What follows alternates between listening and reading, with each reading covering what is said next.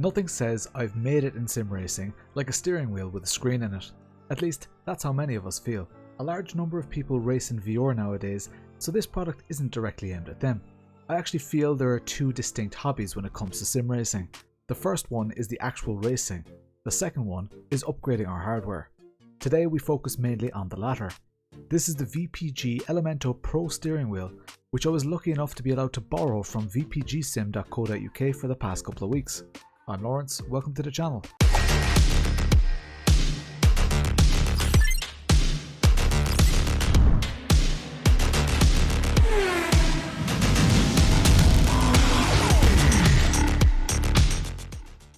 Introduction. On the left you'll see all the sections in this video. I've put timestamped links to each section in the description below. While you're down there, please hit the thumbs up button to help YouTube suggest this video to others like you. 70% of the people watching my videos are not actually subscribed. Please consider subscribing and hit the notification bell. For most of us, hardware like this is a dream. That makes it all the more special though. You don't really need to own one to appreciate what it is, or what it means to our hobby.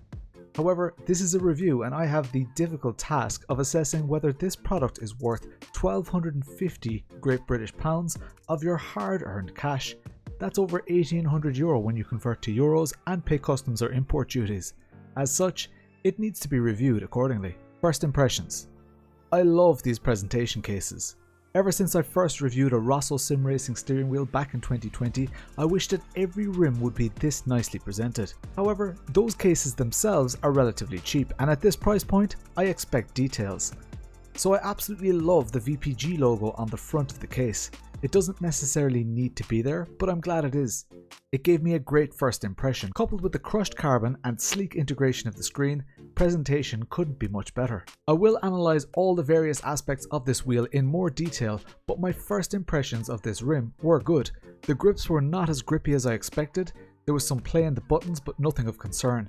To be honest, it's difficult to receive a product like this and not be filled with excitement and anticipation. This wheel is significantly lighter than many of its competitors. The stickers on this review sample don't look very good. I'm speaking specifically about the white edge along the sticker, which I'm told is due to the thickness that they used for their UV reflective stickers. When paying this much for a wheel, I'd be a little disappointed with this finish, to be honest. The UV does look great under a blacklight though. I raised this issue with them and they assured me that it's not a cutting quality issue. However, as a consumer, I don't really care what the cause is, I just prefer if it wasn't there. The print beside the thumb rotaries is beautiful though, and also fully customizable. Installation. Hardware. Installing a quick release was relatively simple. They allow for 50.8mm and 70mm Cuyar fitments using a nice lightweight carbon construction. I installed a Camus quick release as that's the wheelbase I'm currently reviewing. But this Cuyar is the same style of Cuyar, albeit not identical to the NRG or D1 spec quick release. I got some really funky little carbon fibre spanners with this kit, which were a nice little touch.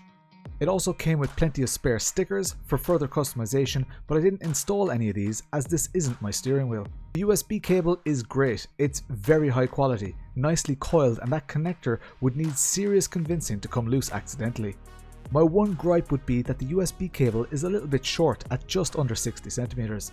It does extend under tension, but many people will not have a USB port within 60cm of their wheelbase. I had a USB extension cable lying around and it gave me the extra length that I needed. I run 3 powered USB hubs on my rig and 2 of them didn't register the LEDs on the steering wheel properly. Luckily, the third has no issue, and I'm still unsure as to why that issue presented itself. The LEDs are useful and ultra clear. The screen itself is vibrant and has really nice animations, which are subtle but really do set it apart from many other dash setups. Finally, the layout and colours of materials and backlights that you see here are very configurable when ordering your steering wheel. Installation. Software. This was the weakest point of this steering wheel and didn't give me a great first impression. However, Manny from VPG is super helpful and offers every buyer a 20-minute one-to-one session to get set up, should they need it. And I needed it with the old software. The reason I'm speaking in the past tense here is because Manny instantly went to the drawing board to implement improvement suggestions that I had made. And as if that wasn't enough, we spent quite some time brainstorming the user experience and he streamlined it significantly. This software is not yet complete, so I don't have the latest build, but I do have to send back this steering wheel. I did get an intermediate version of the software and it's a huge improvement. So for the purposes of this review, I'll concentrate on the things that will remain the same. Firstly, this steering wheel uses a Naxalar screen. The major benefit is that you can leverage SimHub to do all the funky things that SimHub allows you to do for Vocore or USB-D 480 screens. However, one advantage of Naxalar is that it exposes lots of extra functionality, like being able to control the backlighting and buttons, or being able to adjust your paddle clutch bite point without other third-party software. Unfortunately, there are also some limitations. You do need a dedicated VPG piece of software, but only when changing your dashboard to a custom layout. Buttons and rotaries. The buttons on this wheel are very functional. There's a bit of play in them which is noticeable visually, but not really an issue. When you order your steering wheel, you need to specify the colours that you want your buttons, as unfortunately they're not currently configurable via software. That's why mine are bright blue here. You can easily adjust their brightness in SimHub though. With 9 buttons, there's plenty of functionality on this wheel. Do bear in mind that none of the rotary switches or encoders have click down button-like functionality. The buttons are beautifully within reach on this steering wheel, which makes them very easy to find without looking. They're spaced out very naturally, and I had a lot of confidence that I wasn't accidentally going to turn on my pit limiter while flashing blue flag drivers. You can decide when ordering if you want rotary encoders or rotary switches. A rotary encoder is ideal for things like brake bias, where you just want to increase or decrease the value by one click. A rotary switch allows you to specify exact values like traction control level 3 or precise engine map modes without needing to look for visual feedback within your sim. Anyways, that's a tangent. These rotary dials are incredible. I'm told that they're proper automotive grade components, and it does show. There was no expense spared here, as the detent is clinical and rewarding. Other than not having click down functionality, I can't fault them at all. There are 7 rotary encoders on this device, which is more than I need, to be honest. They're very nice to use. 5-way hat. These directional hats are the main thing that you'll never find on a real race car, but they have become pretty essential on a simulation setup. This one in particular is very nice. It's easy to feel even when wearing gloves, and it's pretty clear in its inputs, largely due to the extra height that they've added to this little joystick. The wheel would look prettier if it was lower, but I'm delighted that they prioritized functionality here, as I didn't really realize that I was missing this clarity from other steering wheels. As well as 4 directional inputs, there's a click down function but no rotary functionality. I must say this is a great design and very easy to use. Shifters and clutch paddles. The shifters and clutch paddles feature more beautiful high quality crushed carbon fibre. For some, the shifters may be a little bit small, but I didn't have any issues while using them. I never suffered any misshifts, and one thing that really stood out was that these shifters are significantly quieter than most of its competitors. Some people love loud shifters, but these shifters still have great feeling as well as being nicely audibly dampened. The clutch paddles are pretty small too, but they have a nice weight to them. One thing that I really like is that the throw can be easily adjusted without even the need for tools. When I got them in their default configuration, the travel was huge. I was easily able to set up the right clutch paddle throw for my preference. Once set up, launches were very enjoyable, and the ability to adjust them on the fly was very useful, albeit quite unintuitive and a bit bulky. To adjust the clutch bite point or calibrate them, you must turn off SimHub first. This can be very confusing for a new user. Grips. The grips on this steering wheel help to give it such a unique look. Where many steering wheels are replicas of real-life wheels, this is a product specifically made for sim racing. However, I did find the grips a little small for my liking, and I have pretty small hands.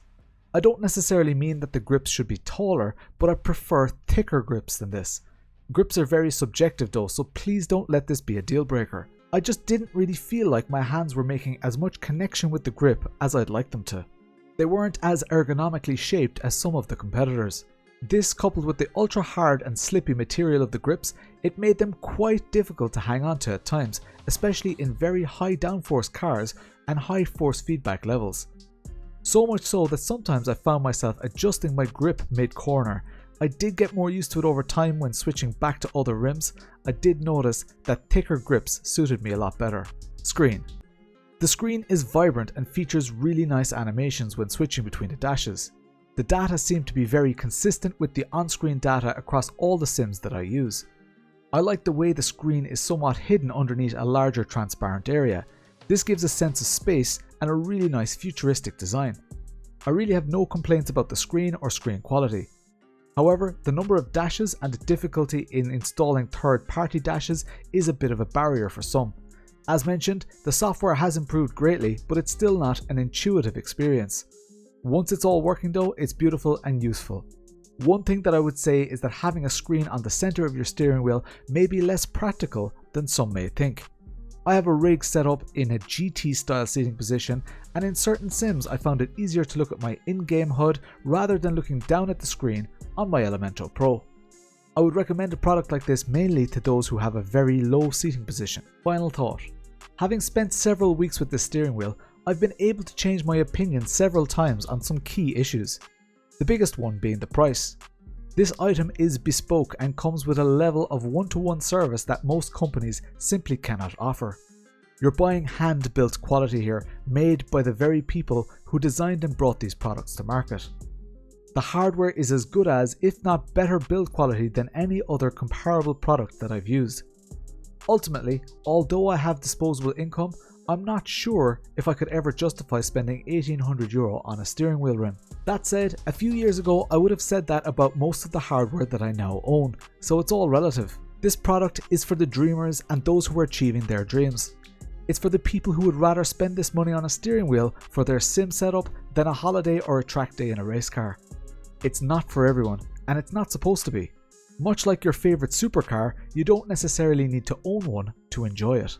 The software and configuration is a bit clunky and unintuitive, but this is offset by exceptional customer service, which includes one-to-one sessions with the owners to help you get the most out of your hardware. I'd love to have had the time to try the additional upcoming software improvements, but I trust that they take a lot of the churn out of the setup of this device. I'm delighted to have been able to contribute to the progression and evolution of this product and to make it a nicer experience to own one. Unfortunately, I need to send this product back now, so this is not as long term as most of my long term reviews. However, in that time I think I've unlocked all the secrets that it has to offer, and I've been able to enjoy using it on my Tuesday and Thursday streams. I'm Lawrence, thank you very much for watching this review, and I'll chat to you later.